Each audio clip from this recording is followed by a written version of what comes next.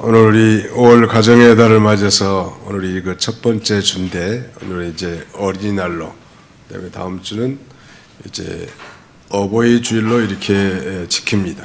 우리가 뭐 1년 사시사철 우리 가정들이 다 항상 평안하고 하나님의 축복이 넘쳐야 되겠지만, 특별히 이 5월 가정의 달에 우리 도봉교에 속한 모든 성도님들의 가정에 주의 평안과 축복이 가득하시기를 축원합니다. 옛말에 언불청 도불행 이런 말이 있습니다. 언불청, 말이 아니면 듣지를 말고, 도불행, 길이 아니면 가지를 말라, 그런 말이 있는데요. 오늘 본문에 이 성도가 피해야 할 세 가지 중대한 길을 우리에게 제시해주고 그 길을 걸어가지 말라는 것, 아니 그 역설적으로 그 반대의 길을 걸어가도록 우리에게 교훈해 주고 있습니다. 성도가 피해야 할 세 가지 길, 이런 제목으로 하나님 말씀을 선포하고 함께 은혜 받고자 합니다. 솔로몬이 말년에 쓴 대표적인 두 개의 성경의 제목은 잠언과 전도서인데요. 잠언 22장 6절에는 마땅히 행할 길을 아이에게 가르치라. 그러면 늙어서도, 즉 늙어도 그 길을 떠나지 아니하리라 그랬는데, 이 마땅히 행할 길이라는 건 곧 본분을 가리킵니다. 또 뿐만 아니라 그의 노년에 쓴 인생 보고서와 같은 이 전도서 말미에서 이렇게 그는 수레합니다. 일의 결국을 너희가 다 들었으니 하나님을 경외하고 그 명령을 지킬지어다. 이것이 사람의 본분이니라. 하나님은 모든 행위와 모든 은밀한 일을 선악간에 심판하시리라. 이 사람의 본분, 즉 마땅히 행할 길을 아이에게 가르치라고 했고, 그 사람의 본분을 두 가지로 요약하면 하나는 하나님을 경외하는 것이고, 다른 하나는 하나님의 명령을 지키라는 것입니다. 우리 사람에게는 사람으로서 걸어가야 할 각자의 길이 있죠. 특히 우리 성도인 그리스도 안에서 성경이 가르치는 모든 교훈의 길을 걸어가야 합니다. 우리 가정 안에서는 이 부모님이 걸어가야 할 길이 있을 거고, 또 자녀들이 걸어갈 길을 성경은 가르치고 있습니다. 또 부모로 할지라도 남편으로서 걸어가야 할 길과 아내로서 걸어가야 할 길이 있겠죠. 자녀가 학생이라면 마땅히 학생으로서 그 마땅한 길을 걸어가야 될 것이고, 우리 자녀가 청년이고 군대에 갔다고 한다면 신분이 이제 군인이니까 군인의 길을 걸어가야 할 것입니다. 각자의 신분에 걸맞게 우리 성도가 걸어가야 할 길이 있습니다. 우리는 원래 아담의 후손으로 태어나서 자연인인 우리는 우리 인간의 이 본성, 이건 곧 부패성인데, 즉 부패성은 부패적인 성품을 가지고 태어났다는 거예요. 그러므로 우리 인간이 아무리 노력을 하고 힘을 써도 하나님이 기뻐하시는 길, 그 길을 걸어갈 수 없는 존재. 하나님은 이걸 아시고 바로 예수님을 이 땅에 보내주신 것입니다. 그래서 누구든지 예수를 믿고 성령을 받은 자라면 이제 우리 안에 내주에 계시는 그 성령의 인도를 따라 폐역의 길이 아닌, 아니 욕심의 길이 아닌, 아니 미움의 길이 아닌 성령이 기뻐하시는 그 길을 우리가 걸어갈 수 있는 것입니다. 우리 시편 1편에는 복 있는 사람은 악인의 길을 쫓지 않는다고 그렇게 말씀하고요. 무릇 의인들의 길은 여호와께서 인정하시나 악인들의 길은 망하리로다 라고 이렇게 시편 1편에서 말씀하고 있습니다. 또 바른 길로 행하는 자는 걸음이 평화라니와 굽은 길로 행하는 자는 드러나리라. 삐딱선을 타고 구부러진 길을 걸어가는 것은 반드시 다 드러난다는 것. 자, 오늘 선택된 본문 11절 말씀을 통해서 우리 성도가 반드시 피해야 할 세 가지 길이 무엇인가 차례로 증거하고 함께 은혜 받고자 합니다. 우리 주보 순서지에 세 가지 길을 명시해놨는데요. 우리 한번 따라서 해보겠습니다. 성도가 피해야 할 세 가지 길 무엇일까요?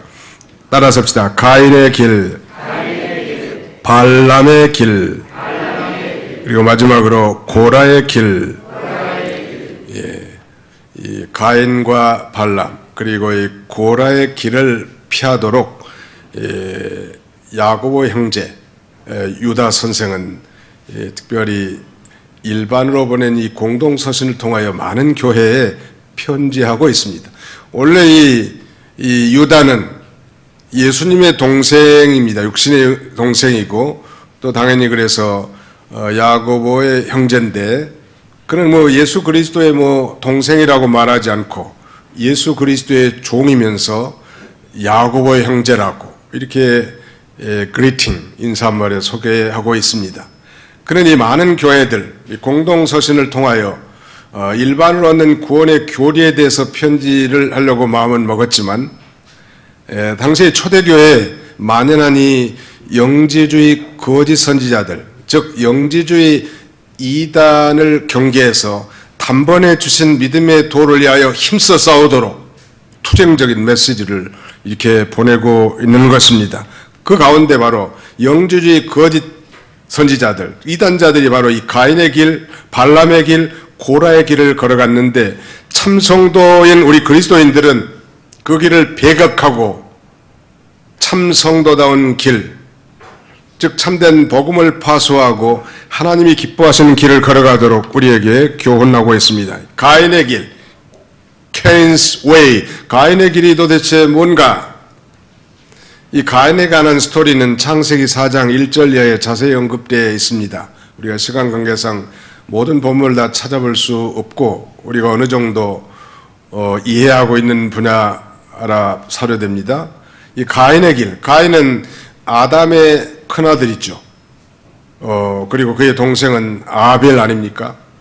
우리가 기억하는 대로 이 가인과 아벨이 이제 때가 많이 지난 다음에 이제 하나님 앞에 제사를 드리죠. 그런데 이 가인은 농사를 짓는 농사꾼이었고 동생 아벨은 양을 기르는 목축업자였습니다.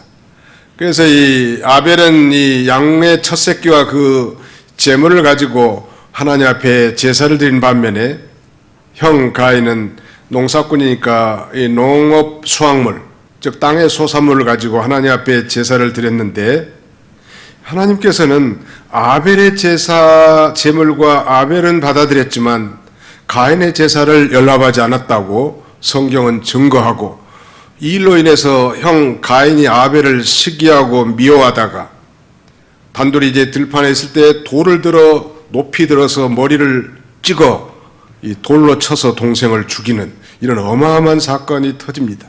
그야말로 인류 최초의 살인자 가인이 등장하고 의로운 사람, 아니 정말 참된 제사를 드리다가 엉뚱하게 죽은 이 아벨은 최초의 순교자의 반열에 들어갔다고 할 수 있겠죠.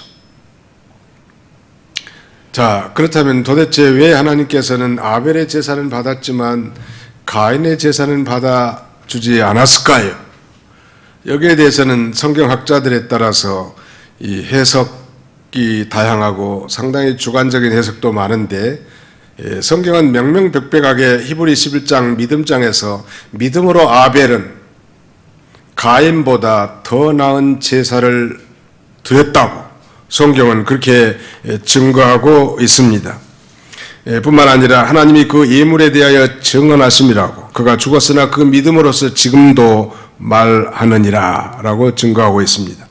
믿음으로 드린 거예요. 그러니까 이 가인은 믿음으로 드리지 않았다는 얘기. 자, 오늘 우리 2부 예배 참여한 여러분들도 지금 예배를 드리러 왔습니다. 구약시대 제사는 신약의 예배니까요. 자, 예배를 드리러 왔지만 우리 마음의 중심은 하나님이 아실 거란 말이에요. 정말 나를 구원해 주신 그 하나님 아버지 앞에 구원의 은혜에 감사해서 마음과 정성과 뜻을 다 기울여 예배 드리는 사람이 있다면, 아니 어쩔 수 없이 주일이니까 아니면 예배 드리지 않으면 마음이 그저 찝찝하니까, 그래서 마음은 온통 세상과 육신에 다 기울어져서 형식적으로 몸만 여기 앉아 있다면, 과연 두 분의 이 예배를 하나님, 두 분 중에 예배를 누구 예배를 하나님이 받으시겠냐는, 뭐 물어보나 마나 전자의 예배를 받을 것입니다.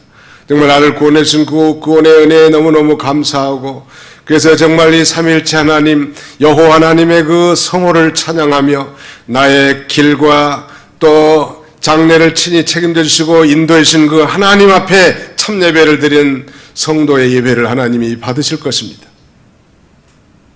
그것이 정말 믿음으로 드린 예배 아닐까요? 혹자는 정말 아벨은 짐승의 피를 가지고 하나님 앞에 갔기 때문에 받아줬지만 땅의 소산물로 제사드린 가인의 제사는 피가 없기 때문에 받아주지 않았다고. 뭐 전혀 틀린 말은 아니죠. 아무튼 믿음으로 되지 않았다는 거예요. 그래서 그 결과 자신의 제사를 받지 않은 것에서 분해가지고 말이죠.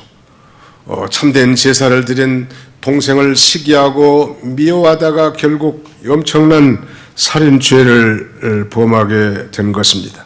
잠언 15장 8절에 보니까 악인의 제사는 여호와께서 미워하셔도 정직한 자의 기도는 그가 기뻐하시느니라.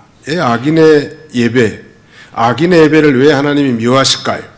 그것은 여전히 악을 행하면서도 형식적으로 예배에 참여하니까 그렇죠. 하나님은 정말 그 악을 행했다 할지라도 진정으로 회개하고 하나님 앞에 예배를 드린 자를 기뻐하시지 않겠습니까?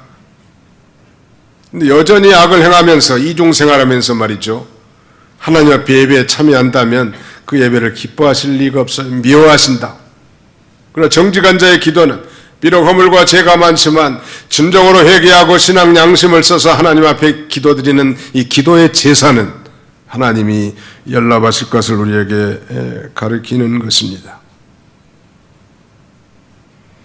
거기 11절 상반절에 보십시오.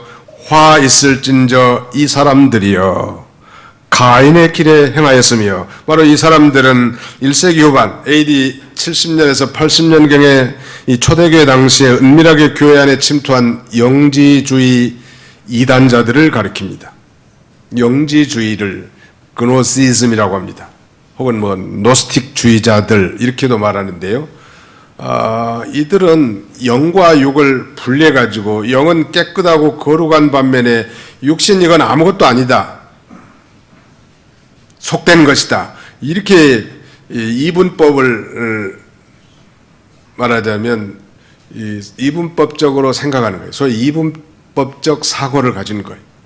우리 그리스도인들이 이 흑백 논리에 쌓여가지고 말이죠, 이 덕이 없게 행동할 때가 참 많은데요. 영지주의자들이 그 말하자면 시조들이요, 말하자면.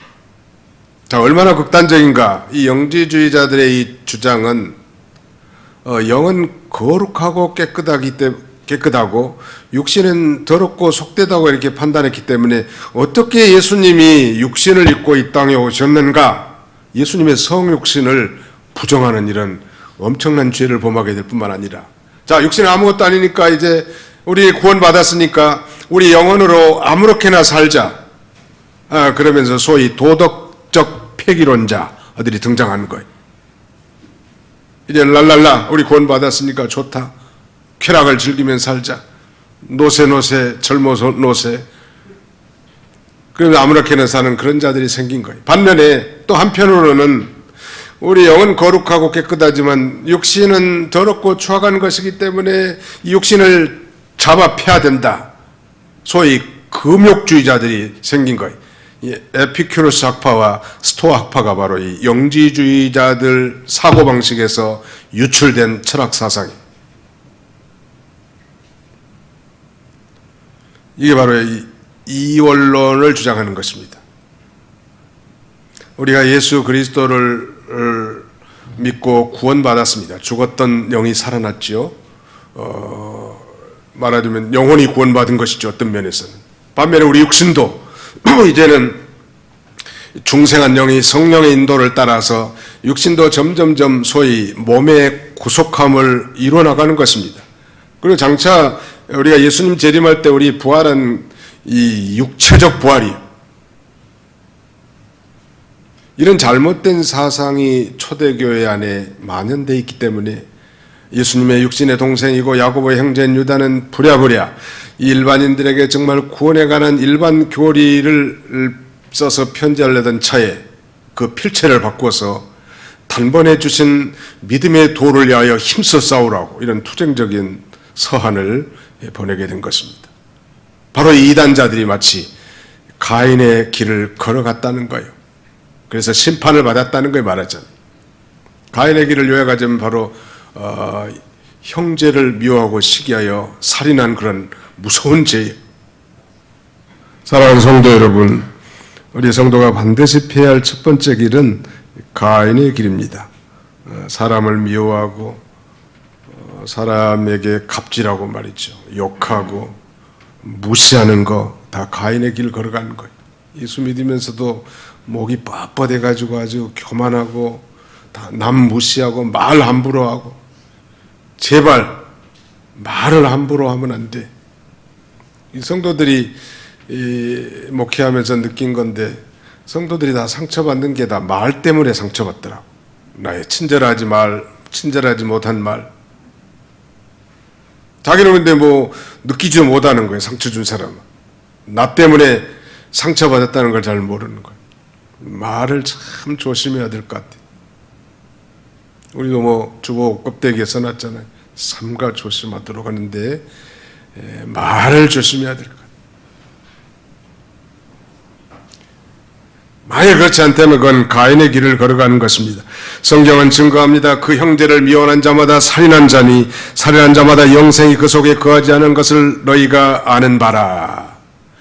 정말로 구원받았고 영생을 얻은 자라면 살인죄를 범할 수 있겠는가? 그거예요.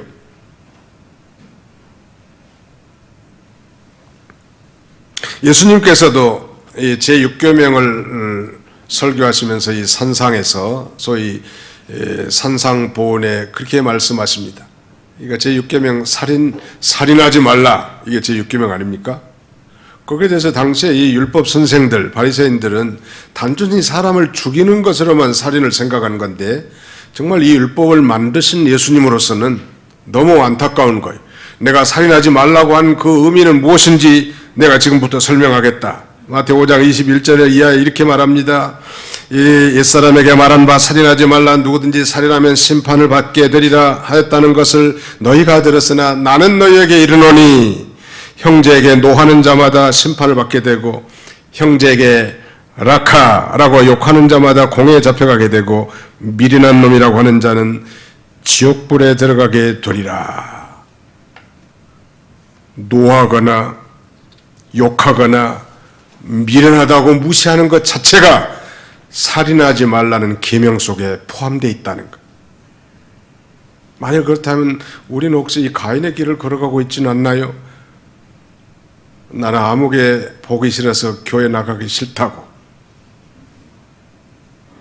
그렇다면 심각한 문제가 있죠. 여호와 하나님께서 후에 가인에게 찾아옵니다. 질문하는 거예요. 내 아우 아벨이 어디 있느냐 물으시는 거예요. 그래서 가인에게 찾아온 것은 적어도 회개할 기회인데, 그때 정말 사실대로 하나님께 고하고 회개했더라면 살 수 있는 그런 기회가 됐을 뻔했는데, 그러나 거기에 대해서 가인은 아주 적반하장격으로 이렇게 말합니다.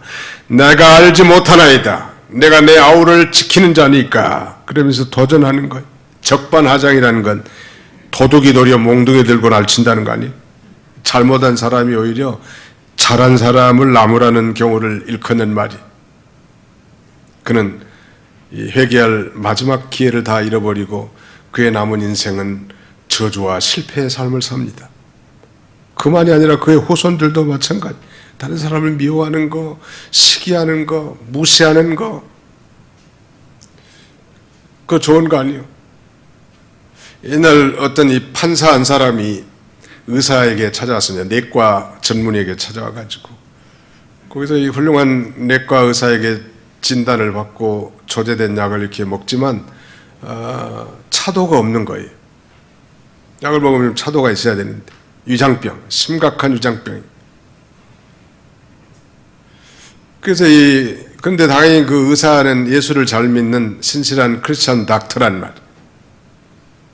도대체 뭐 자기가 배운 대로 정성을 다해서 진단도 하고 약을 조제했는데 아무리 약을 먹어도 효과가 없으니까, 판사님 혹시 마음속에 풀지 못하는 그런 트라우마나 어려움이 있지 않습니까? 그러면서 이제 대화가 시작되는 거예요.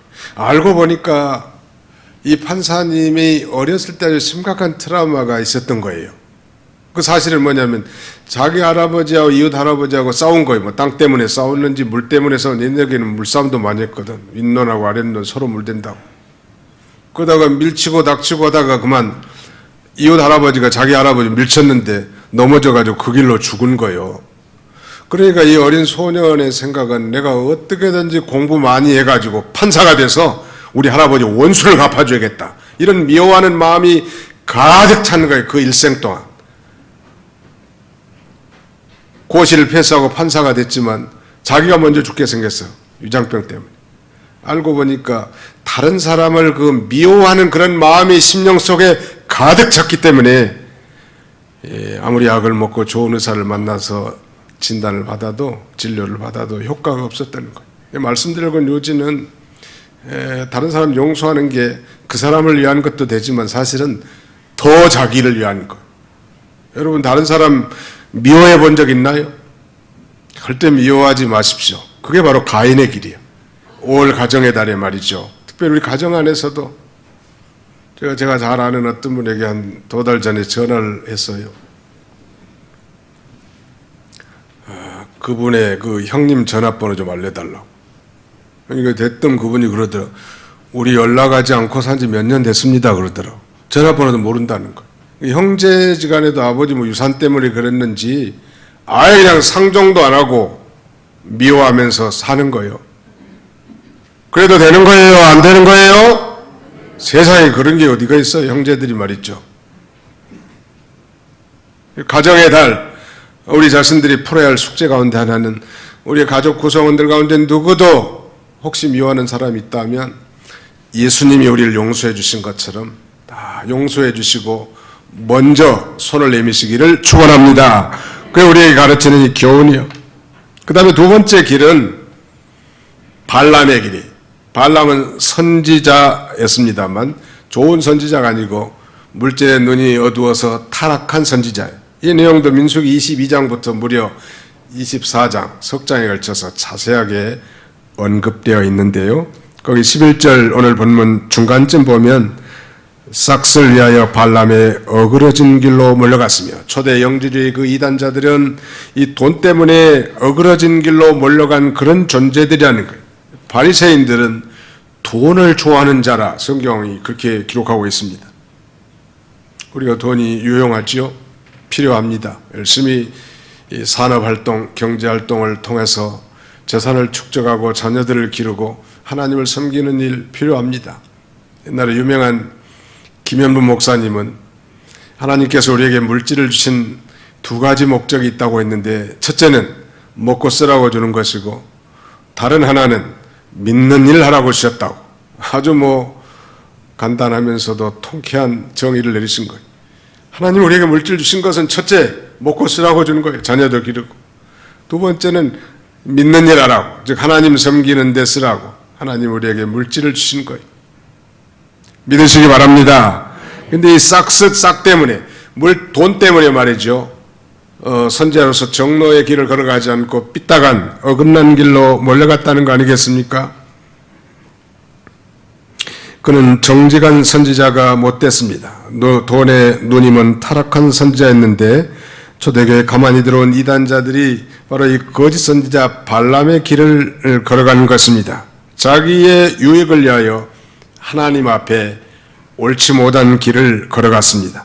출애굽과 이스라엘 백성들이 이제 가나안 노정기 동안 모압 형제에 진을 칠 때가 있었는데 그리고 이제 모압 땅을 정복하려고 한 그런 때 모압 땅의 통치자 모압 왕 발락이라고 하는 이름이 비슷합니다만 거짓 선지자는 발람이고 이 모압의 왕의 이름은 발락인데 이 모압 왕이 두려워가지고 유명한 선지자 발람에게 사신을 보냅니다. 높은 귀족과 많은 물질을 보내서 제발 우리 땅으로 건너와서 이 메뚜기 떼들처럼 이 치닫고는 이스라엘 백성들을 좀 저주해달라고 이렇게 요청합니다. 청원하죠.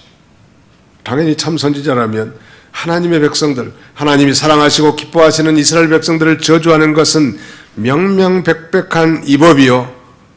당연히 그 일을 해서는 안 되기 때문에 이런 지하에 단도적으로 그냥 잘라버려야 되겠는데 그 물질에 욕심이 나가지고 내가 하나님 앞에 기도해 보겠다고. 여러분, 하나님의 뜻이 아닌데도 계속 기도하는 그런 기도를 일명 발람의 기도라고 하는 거예요. 하나님의 뜻을 어떻게 알 수 있나요?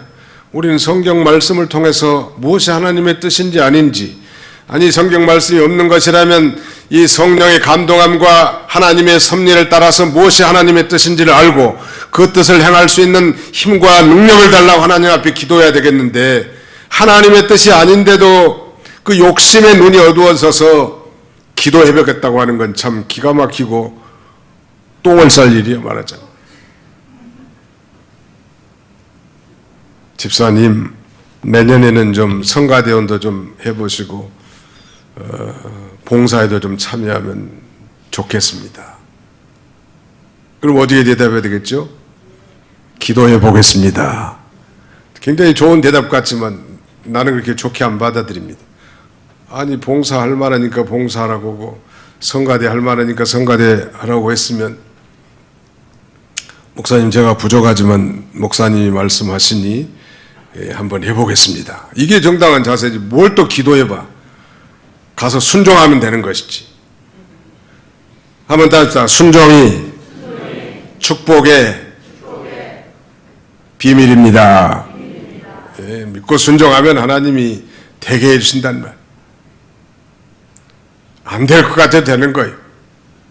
불가능할 것 같아도 가능하단 말이에요. 순종하면.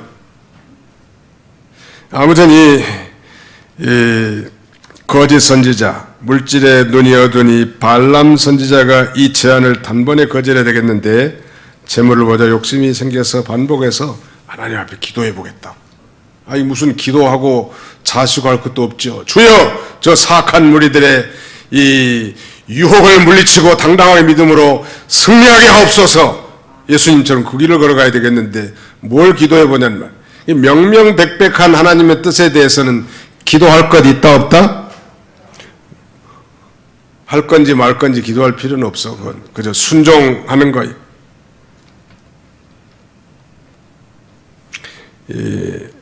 모압 귀족들이 돌아간 뒤에 모압 왕 발락이, 그러니까 한 번에는 기도해 봤다고 돌아갔단 말. 모압 왕 발락이 더 아주 높은 신분의 귀족들을 사신으로 보내고 더 많은 아주 금은 부와 물질을 가지고 또 이제 발람을 유혹합니다. 그러니까 발람이 또 하나님 앞에 기도해 보겠다고. 그런 어리석은 선지자였습니다. 바로 이 1세기에 들어온 이 거짓 선지자들이 그 길을 걸어갔다는 것. 모압에 건너가 이스라엘 저주하는 행위가 옳지 않은 줄 알면서도 거절하지 못하고 욕심에 끌려서 그 불의한 싹스를 위해서 성경은 이 발람 선지자가 어그러진 길을 걸어갔다고 이렇게 증거하고 있습니다. 오직 답답했으면 하나님께서 이 나귀의 입을 열어가지고 말이죠. 이 거짓 선지자, 이 불의한 선지자의 앞길을 막았지만 영안이 어두운 이 선지자가 그걸 깨닫지 못하고 강행하는 거예요. 물론 이스라엘 백성들을 차마 저주하지는 못했죠. 그러나 후에 자기가 이 분리할 때 이스라엘 백성들을 망한 자리에 떨어뜨릴 수 있는, 말하자면 이 모압 사람들이 우상에 드린 그 제사에 참여케 하고, 즉 우상의 제물을 먹게 하고 그 제사에 유의하는 그 여인네들과 동침하게 함으로 우상의 제물과 이 음행죄를 범하게 해서 수많은 이스라엘 백성들을 망하는 자리에 앞장서게 된 것입니다. 오늘날 우리 신앙이 좋은 성도라도 돈 문제에 대해서는 아주 약하고 깨끗하지 못한 경우가 있습니다. 자기 이권이 걸린 문제 앞에서는 신앙의 양심을 초계같이 버린 사람들이 있단 말이에요. 하나님의 뜻은 생각하지 않고 욕심에 끌려서 말이죠. 어그러진 길로 가는 것은 다 발람의 길이라고 할 수 있습니다. 전도서 5장 10절에는 이렇게 말씀합니다. 은을 사랑하는 자는 은으로 만족하지 못하고 풍요를 사랑하는 자는 소득으로 만족하지 못하나니 이것도 헛되도다. 신약에도 있습니다. 히브리 13장 5절에는 돈을 사랑하지 말고 있는 바를 족한 줄로 알라. 그가 친히 말씀하시기를 내가 결코 너희를 버리지 아니하고 너희를 떠나지 아니하리라 하셨느니라. 사랑하는 성도 여러분, 우리는 이미 예수 그리스도를 믿는 순간 그의 피로 맺어진 하나님의 언약 백성들이 된 것입니다. 이것은 곧 하나님이 우리 아버지가 되셨다는 것이고, 하나님이 우리 아버지시 모든 것을 다 가지신 주권자 하나님이 내 아버지시라면 당신의 백성들에게 정작 필요한 것을 구할 때 주시지 않겠냐는 말이 믿으시기 바랍니다. 그럼 우리가 하나님이 주신 것으로 감사하고 만족할 줄 알아야 된단 말이에요. 욕심을 쫓아서 하나님의 뜻도 아닌데 걸어가다가 이 심판받는 그런 자리에 걸어가서는 안 되겠습니다. 자, 요약합니다. 발람의 길은 자기의 이익을 위해 하나님의 뜻을 무시하고 사람들을 죄에 빠뜨린 그런 자의 길인데, 그는 결국 하나님 앞에 이 엄청난 죄를 범하고 멸망의 자리, 심판의 자리에 들어가게 됩니다. 이스라엘 백성들에게 칼로 쳐 죽임을 당하게 되죠. 마지막 세 번째 길은 고라의 길입니다. 고라의 길을 설명할 때 성경은 이렇게 말합니다. 11절 하반절에 고라의 폐역을 따라 멸망을 받았도다. 고라의 길은 폐역의 길입니다. 이 폐역이라는 쉬운 말은 rebellion, 반역이라는 걸 의미합니다. 반역.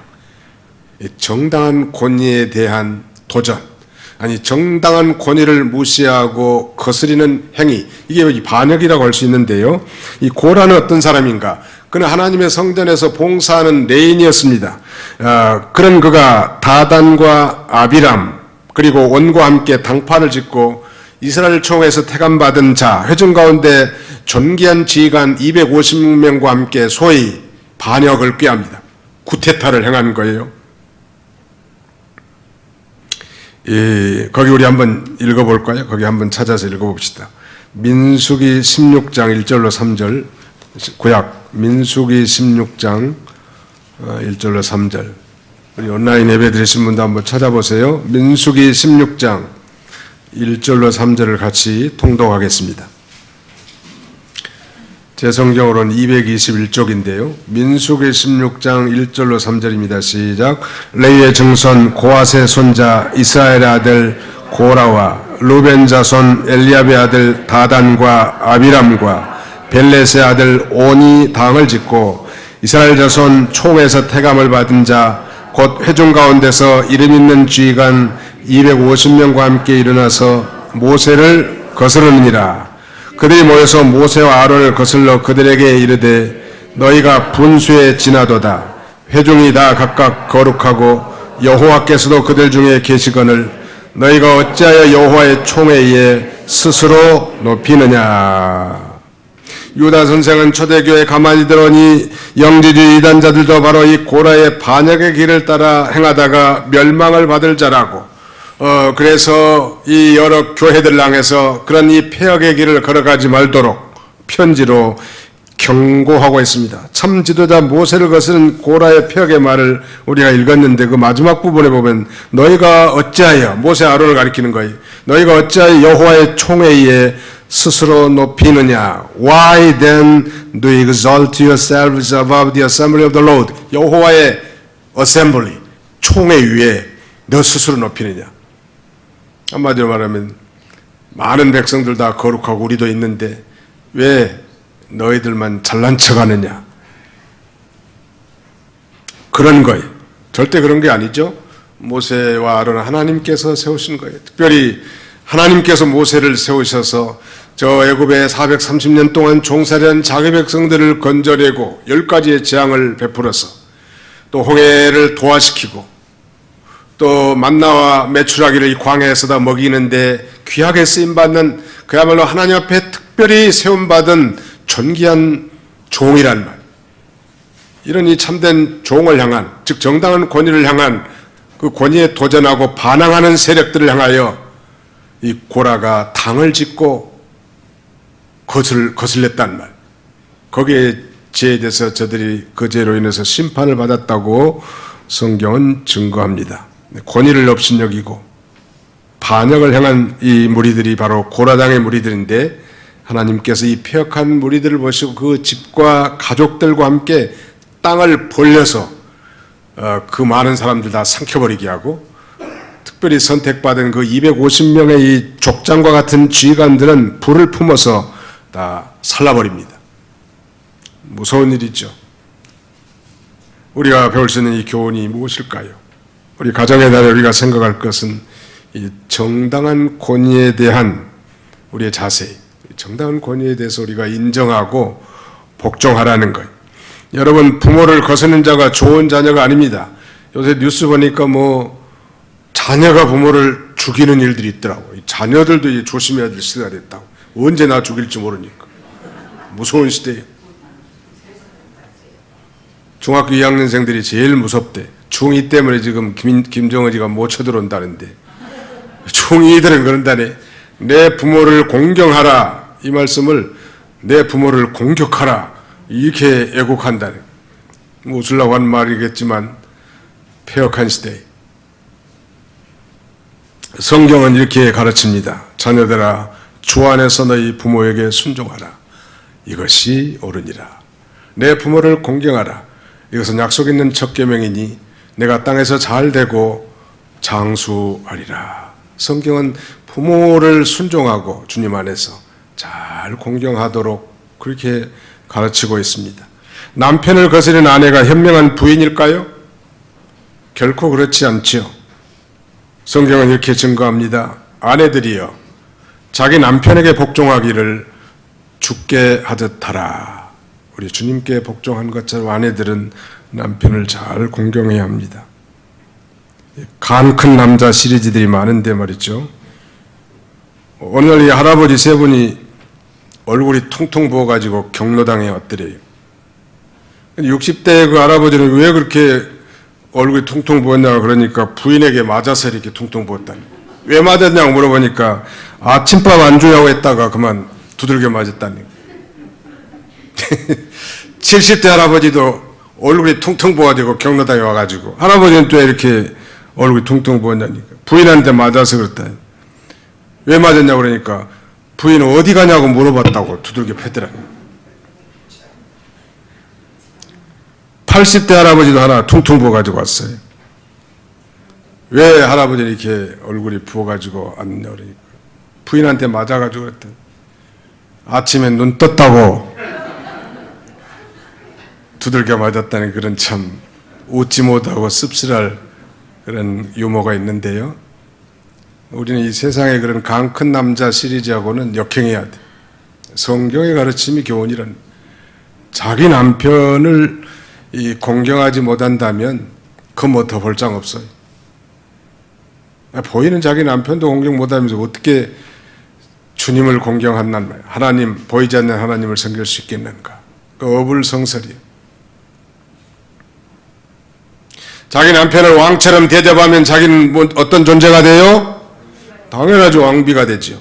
자기 남편을 거지처럼 대우한다면 자기는 어떤 존재가 돼요? 거지 부인을 넘어갈 수가 없어. 나이가 그래서 나는 그 아침밥 안 주냐고 하다가 혹시 맞을지 몰라서 내가 아침밥 준비합니다. 아침에 고구마 좀 찌고 계란도 삶고 커피도 끓여가지고 마님을 깨워가지고 잡수러니 맞을 일이 전혀 없어. 그래서 제가 여태 눈이 퉁퉁 안 보여요. 솔선하면 될 거 아니에요? 또 어디 가냐고 물어볼 필요 뭐 있어. 나는 기도원에 가면 되는데. 아직은 우스운 얘기입니다만 아무튼 우리가 가정의 달을 맞이해서 이 가정 안에서부터 정당한 권위에 대해서 존중하고 인정할 줄 알아야 합니다. 그게 기본 자세. 우리 그냥 웃고 넘어갈 일이 아니라 가정에서 그게 잘 되면 바깥에서 잘 되는 거예요. 그래서 이 부모님 슬하에서 자녀들이 상처 많이 받아요. 특별히 말 때문에 상처 많이 받습니다. 그래서 이 사람들이 또 성장하고 청소년이 되고 또 교회 오면 집사님, 권사님, 장로님들이 될 텐데 그런 그 어려서 받은 그 상처나 이 트라우마가 없어지지 않아요. 치료받기 전까지는.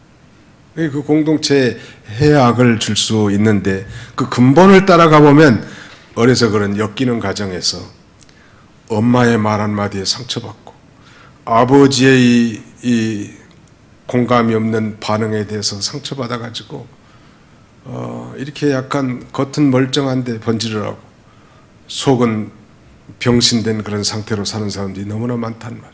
가정에서 그 제대로 이루어지지 않기 때문입니다. 선생님을 거스르는 학생들이 많은데 그 좋은 학생이 아니죠. 교회를 거스르는 성도, 목사님을 거스르는 성도, 정당하지 않은 것에 대해서 조언할 수 있고 제안할 수 있지만 하나님의 종, 정당하게 세움받은 하나님의 참된 종을 거스린다면 그건 육신뿐만 아니라 영혼까지도 멸망받는 그런 비극을 초래할 수 있단 말이에요. 그래서 성경은 그렇게 증거합니다. 자, 히브리 13장 7절 앞으로 좀 넘어가겠습니다. 히브리서 13장 7절, 17절을 같이 찾아서 읽어보도록 하겠습니다. 히브리서 13장 17절. 히브리서 13장 17절 같이 읽습니다. 시작. 너희를 인도하는 자들에게 순종하고 복종하라. 그들은 너희 영혼을 위하여 경성하기를 자신들이 청산할 자인 것처럼 같이 하느니라. 그들로 하여금 즐거움으로 이것을 하게 하고 근심으로 하게 하지 말라. 그렇지 않으면 너희에게 유익이 없느니라. 순종하고 복종하라. 그들은 너희를 위하여 경성하기를 자신들이 빚진 자처럼 청산할 자인 것처럼 그렇게 한다고 하지 않았습니까? 아무튼 이 질서, 권위, 정당한 권위에 대해서 우리가 인정하고 존중하는 것이 필요하다고 할 수 있겠습니다. 이제 말씀을 맺고자 합니다. 유다 선생은 육신적으로 말하면 예수님의 친동생이죠. 물론 이 배는 다르죠. 예수님은 동정녀 마리아에게서 태어났지만 나중에 이제 마리아와 요셉과 동침해서 낳은 남자 형제들만 적어도 4명이고 딸들도 적어도 2명 이상이나 되는데 자기는 내가 정말 예수님의 동생이 편지하노라 이렇게 안 하고 예수 그리스도의 슬레이브, 나는 예수 그리스도의 노예고 야고보의 형제로서 너희들에게 편지를 쓴다고. 절대로 가인의 길, 발람의 길, 고라의 폐역의 길을 걸어가지 말라고. 형제를 진정으로 사랑하고 격려하고 위로하는 자가 되라고. 하나님이 주신 것으로 감사하고 만족할 뿐만 아니라 불의의 싹을 위해서 어그러진 길을 걸어가지 말라고. 그리고 정당한 권위에 대해서 도전하지 말고 잘 순복종하라고 이렇게 교훈합니다. 말씀드린 대로 우리 인간의 힘으로는 아무리 노력한다고 해도 자연인으로서는 이 폐역의 길을, 반역의 길을, 욕심의 길을, 미움의 길을 해결할 수가 없어요. 그 길을 걸어갈 수밖에 없단 말이에요. 그런 우리에게 우리 인간들을 건지시고 돌이키시기 위해서 예수님이 이 땅에 오신 것입니다. 그러므로 누구든지 예수 그리스도를 자신의 구주로 믿는 자, 그래서 성령을 선물로 받은 자는 이제 우리같이 부족한 자들이지만 그 성령의 인도를 따라 살 때 형제를, 미운 형제도 사랑할 수 있고요. 이제 욕심을 초월해서 소명과 봉사의 삶을 살 수 있을 뿐만 아니라 그 권위에 대해서도 하나님이 세운 줄 알고 우리가 인정하고 축복의 길을 걸어갈 수 있는 것입니다. 성경은 이렇게 질문합니다. 이 여호와를 경외하는 자 누구냐? 시편 25편 12절 이하에 있는 말씀이 여호와를 경외하는 자 누구냐? 그가 택할 길을 그에게 가르치시리로다. 그의 영혼은 평안히 살고 그의 자손은 땅을 상속하리로다. 참으로 여호와 하나님을 두렵고 떨림으로 섬기는 그런 자에게 하나님은 선택할 길을 가르치는 지혜를 주시고 명철을 주셔서 그 길을 걸어가신다는. 그래서 여호와를 경외하는 것이 지혜의 근본이라고 성경은 가르치지 않습니까? 여호와를 경외하는 자가 누구냐? 그에게 바로 택할 길을 가르치신다고 했습니다. 가인의 길, 발람의 길, 발람의 어그러진 길, 고라의 폐역의 길이 아닌 사랑의 길, 감사와 만족의 길, 그 다음에는 권위에 대한 인정의 길, 축복의 길을 걸어갈 수 있게 해준다고 했습니다. 우리가 이런 복된 길을 걸어감으로 아름다운 가정, 아름다운 교회를 세워나가는 그런 저와 여러분들이 다 되시기를 주님의 이름으로 축원합니다. 기도하겠습니다. 살아계신 우리 아버지 하나님께서 오늘도 원근각지에서 사랑하는 성도들을 불러 모아주시고 우리 성도가 반드시 피해야 할 이 세 가지 길이 무엇인지를 제시하시고 또 우리 하나님이 기뻐하시고 원하시는 길을 걸어가도록 권고하신 은혜와 사랑을 진심으로 감사하고 감사를 드립니다. 5월 가정의 달을 맞이해서 우리 가정 안에서부터 모든 미움의 싹을 다 제거하게 해주시고 욕심의 탈을 다 벗어버리게 해주시고 모든 권위에 대해서 잘 존중함으로 축복의 가정, 축복의 교회를 세워나가는 우리 모두가 다 되게 주옵소서. 예수님의 이름으로 기도하옵나이다. 아멘.